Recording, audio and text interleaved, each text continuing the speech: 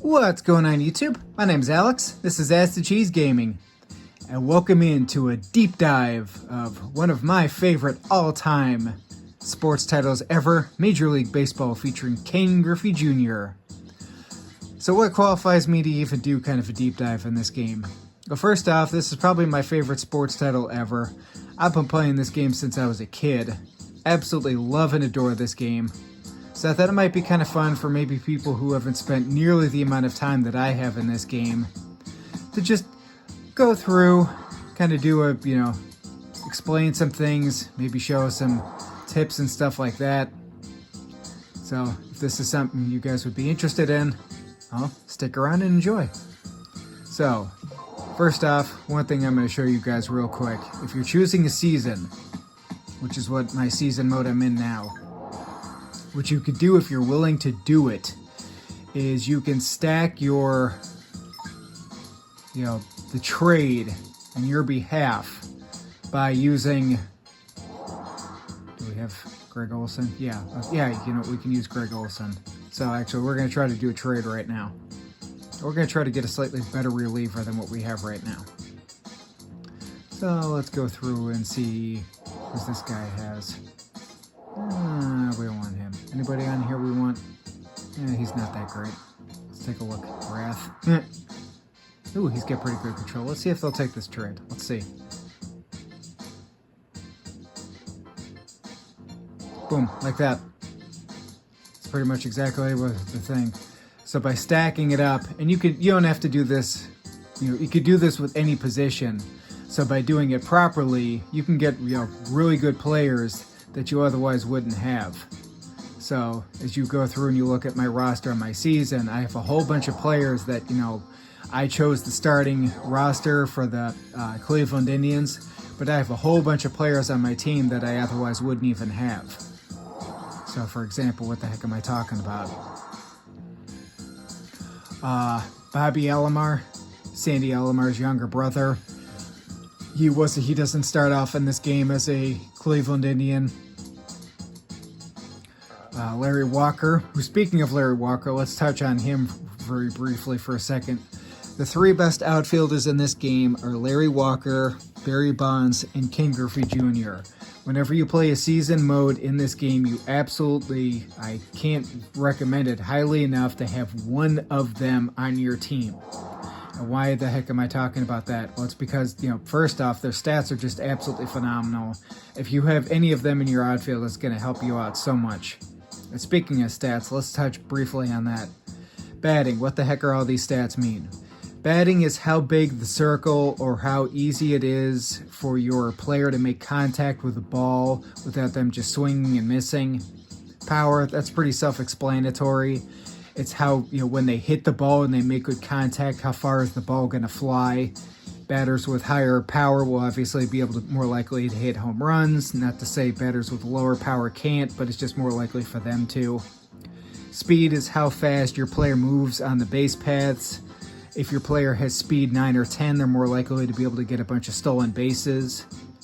Arm is how quickly your player can relay the ball to another player from whatever position they're in. And then defense is obviously how good they play while they're on the field. So, like I said before, you want to have, Larry Walker, Ken Griffey Jr., or Barry Bonds as one of your outfielders. And also, speaking of speed, I like to have, one of your best speed people to start off in your lineup. So that way, if they do manage to get on, they could try to get a hit for you. Another player that wasn't on the base roster, Brian L. Hunter. I like him because he's one of the fastest players in the game. Also, this is very, very, very important. Let me go to it. Where's the section right here? In the options menu, this game likes to default to this, which is the arcade mode. When you have this mode on, it has this little batting circle. Personally, I hate this stupid thing. I just find it annoying. I don't like playing with that on. So I just prefer to play what's called on classic mode. See, it turns the pitching graphic turns the pitching graphic off. And also, if you're new, you can kind of set auto fielding. That's up to you. I like to also keep the Griffey commentary on. So, let's speaking of, since we were just talking about them, let's go into an exhibition game. And we'll choose San Francisco, since we were just talking about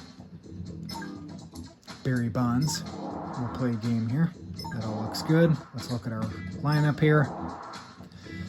So Hamilton, what's his speed? Okay, he's got speed 8, so he's not going to be super, super fast on the base paths, but he'll be decent enough.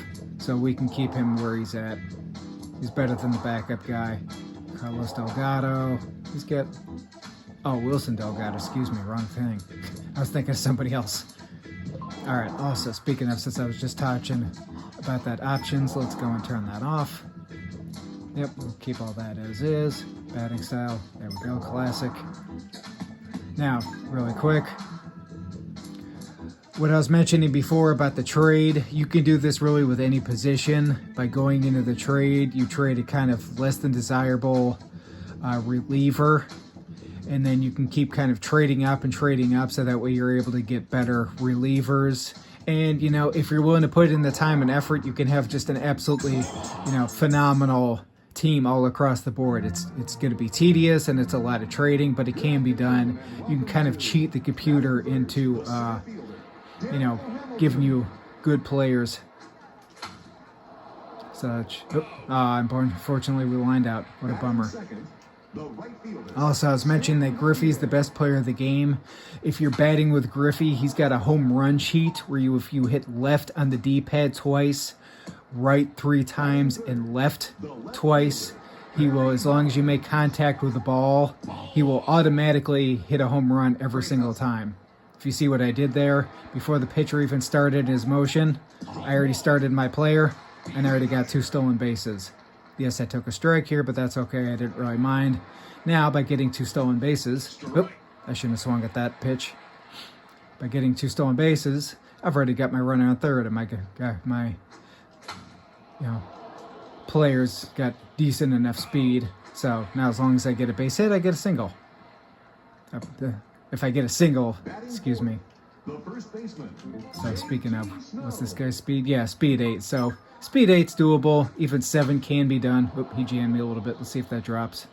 Nope. Guess they're going to play me tough this game, huh? Next tip for pitching. You never, ever, ever want to leave the ball in the middle of the field. Sorry, everybody. It's been a long day. I'm trying to record this in the middle of the zone. Because I can guarantee if you do, they'll knock it out of the field. So that was up and out. And as you play the game more, you'll kind of figure out, you know, what pitches work in different circumstances. So that, I just pitched him a split finger.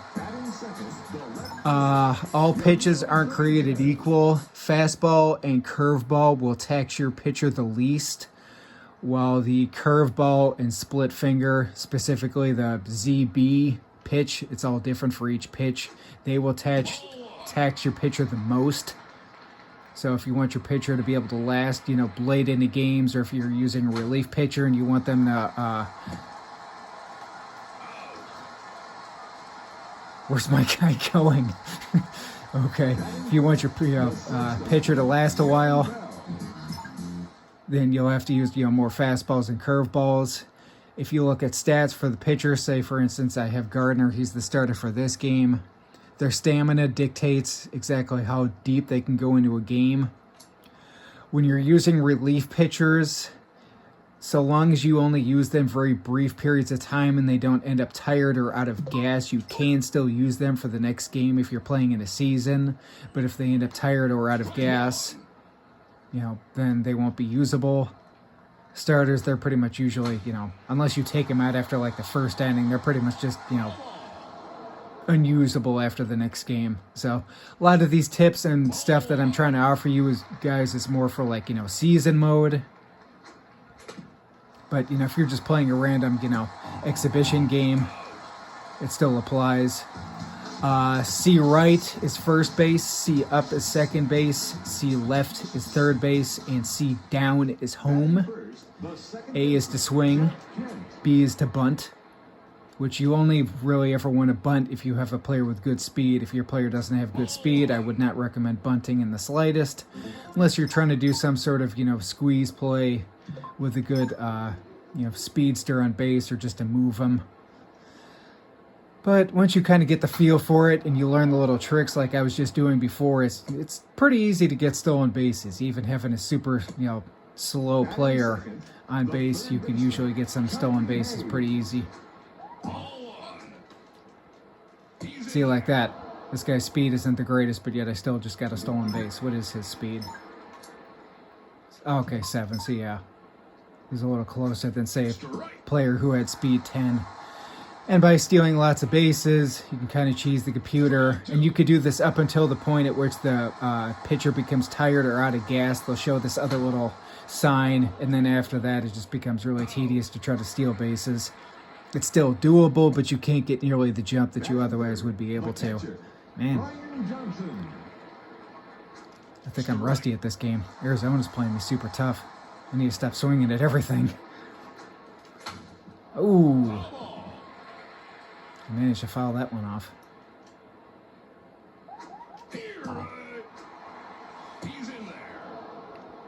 I inadvertently just showed you guys something else, and I didn't even mean to. Oh, nope, never mind. It didn't happen. Okay. Which I can explain here in a second.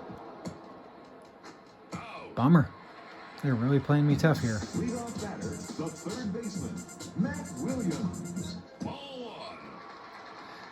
For the most part, so long as you stay to the outside of the zone, like, think of the zone as a kind of a box, since I have all that graphics and stuff off. As long as you stick to the outside of it all, you'll be okay. Never punch it down the middle. Now, I was hoping maybe he'd chase that one for me. Let's see if we can get this guy to strike out. Aw, just missed. I better be careful and I'll walk him. Man, they're just playing me. They're not quite cooperating with me for the sake of this video. So, let's try to get this next guy out. But I think that's all the really tips and tricks that I had for you guys. If you want to see more videos akin to this, let me know down in the comments below. Hope you enjoyed it. Thank you so much for watching. Till next time.